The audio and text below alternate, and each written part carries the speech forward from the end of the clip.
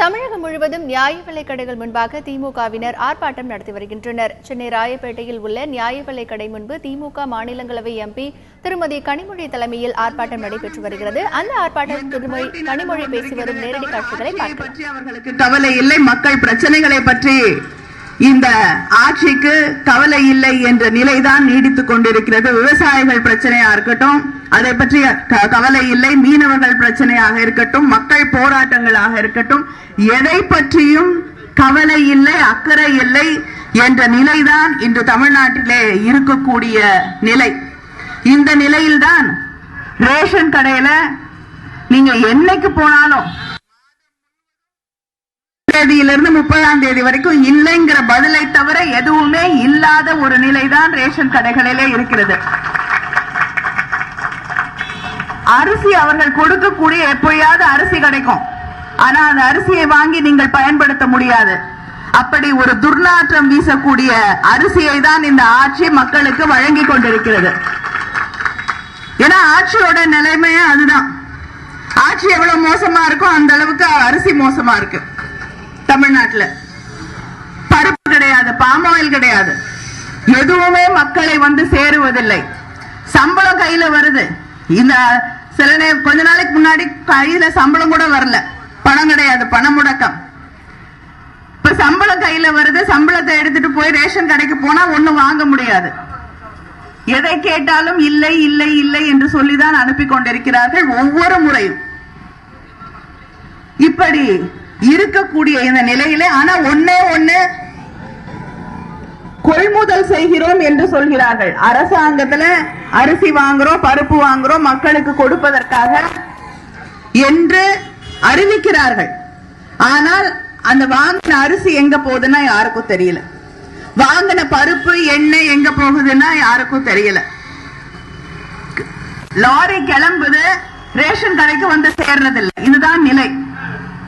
மக்களுக்கு எந்த பொருட்களும் வந்து சேருவதில்லை. இதை கேட்பதற்கு யாரும் இல்லை. நம்மளும் யார போய் கேட்கறதுன்னு நமக்கு தெரியல.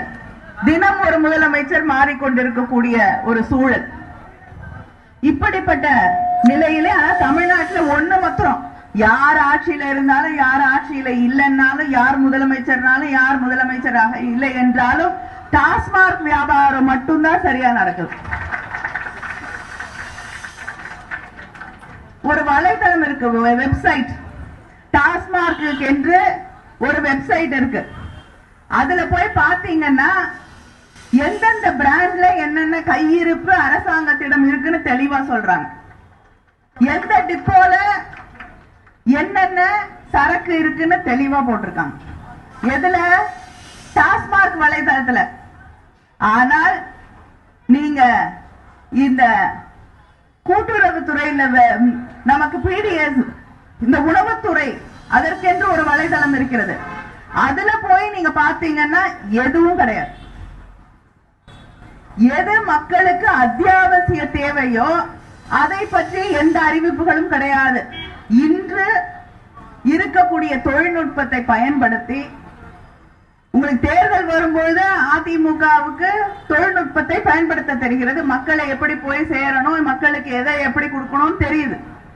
ஆனால் மக்களுக்கு தேவையான ரேஷன் பொருட்களை தருவதில் இந்த தொழில்நுட்பத்தை பயன்படுத்தலாம்ல, பண்றதில்லை.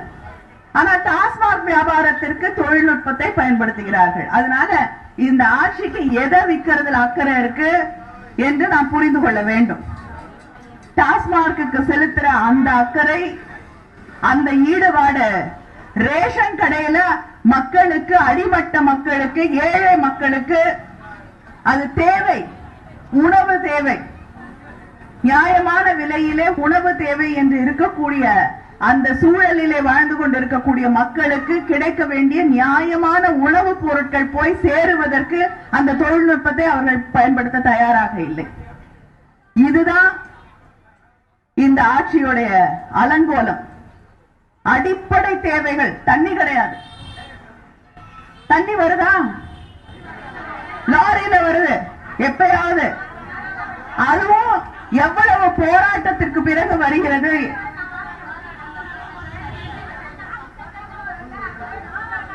இப்படி ஆனா யார்கிட்ட போய் கேட்க முடியும்? அமைச்சர் கிட்ட போய் கேட்க முடியுமா? அவங்களுக்குள்ள யார் யாரை பாதுகாத்து வச்சுக்கிறதுங்கிறதுதான் ஆட்சியில் இருக்கிறவங்களுக்கு கவலை. இந்த எம்எல்ஏ போயிட போறாரு, அந்த எம்எல்ஏ போயிட போறாருங்கிற பயத்துலதான் அவங்க ஆட்சி நடத்தி கொண்டிருக்கிறார்களே தவிர மக்களுக்கு சாப்பாடு வருதா இல்லையான்னு அவங்களுக்கு கவலை இல்லை. அவங்க கவலைப்பட்டதெல்லாம் கொண்டு போய் அடைச்சு வைத்திருந்தாங்களே எம்எல்ஏக்கள், அவங்களுக்கு சாப்பாடு போல, சாப்பாடு வரலன்னு கோச்சிட்டு போயிட போறாங்கன்னு பயம். இதுதான் இன்று நடைபெற்றுக் கொண்டிருக்கக்கூடிய ஆட்சி உண்மையான முகம். ஆட்சியை தக்க வைத்துக் கொள்வதில் அவர்களுக்கு இருக்கக்கூடிய அக்கறை நிச்சயமாக மக்களை பாதுகாப்பதில், மக்களின் கவலைகளை பற்றி, மக்களின் வலிகளை பற்றி, மக்களின் தேவைகளை பற்றி கவலைப்படுவதில் அவர்களுக்கு இல்லை. அதனால் இந்த ஆட்சி எங்க போனாலும் மக்கள் இந்த ஆட்சி போகட்டும் என்றுதான் காத்துக் கொண்டிருக்கிறார்கள். மக்கள் இந்த ஆட்சி என்று முடிவுக்கு வரும் என்று காத்துக் கொண்டிருக்கிறார்கள். கட்சிக்காரங்க மட்டும் இல்ல, எங்க போய் சாதாரண மக்களை சந்தித்தாலும் இது எப்பொழுது முடிவுக்கு வரும் இந்த ஆட்சி, நீங்கள் எப்பொழுது இந்த ஆட்சியை மாற்றுவீர்கள் என்பதுதான் அவங்க நம்மளை பார்த்து கேட்கக்கூடிய கேள்வியா இருக்கிறது. விரைவில் தேர்தல் வரும். மக்களுக்கு எதிராக, மக்கள் விரோதமாக செயல்பட்டுக் கொண்டிருக்கக்கூடிய ஆட்சி, மக்கள் ஏற்றுக்கொள்ளாத ஆட்சி நிச்சயமாக எந்த நாடாக இருந்தாலும் சரித்திரத்தில் அது நிலைத்ததாக சரித்திரமே கிடையாது. அதனால் விரைவில் மாற்றம் வரும். அதற்கு நீங்கள் தயாராக இருங்கள். உங்களுக்கு தெரியும், திராவிட முன்னேற்ற கழக ஆட்சியிலே, நியாய விலைக் கடைகளிலே, தலைவர் கலைஞரின் ஆட்சியிலே உங்களுக்கு கிடைக்க வேண்டிய பொருட்கள் எல்லாம் நியாயமாக கிடைத்துக் கொண்டிருந்தது. தலைவர் சொல்லியிருந்தாங்க, ஆன்லைன்ல தெரியும் இனிமேல எந்தெந்த ரேஷன் கடையில தேர்தல் அறிக்கையிலே அறிவிக்கப்பட்டது. திராவிட முன்னேற்ற தேர்தல் அறிக்கையிலே எந்தெந்த ரேஷன் கடையில என்னென்ன பொருள் இருக்கு, கையிருப்பு இருக்கு என்று வெளியில போர்டு மாற்றுவோம், உங்களுக்கு எல்லாம் அறிவிக்கப்படும் என்று அறிவித்தார்கள். அதை நிச்சயமாக செயல்படுத்தக்கூடிய நாள் விரைவிலே வரும். இந்த ஆட்சி தூக்கி எறியப்படும். நன்றி, வணக்கம். இப்போ காவல்துறை அவர்கள் நன்றி வரை சொன்னார். தமிழகம் முழுவதும் நியாய விலைக் கடைகள் முன்பாக திமுகவினர் ஆர்ப்பாட்டம் நடத்தி வருகிறார்கள். இந்த நிலையில் ராயப்பேட்டையில் இருக்கக்கூடிய நியாய விலைக் கடை முன்பாக திமுக மாநிலங்களவை உறுப்பினர் திருமதி கனிமொழி தலைமையில் ஆர்ப்பாட்டம் நடைபெற்றது. அந்த ஆர்ப்பாட்டத்தில் திருமதி கனிமொழி பேசிய நேரடி காட்சிகளை பார்த்தோம்.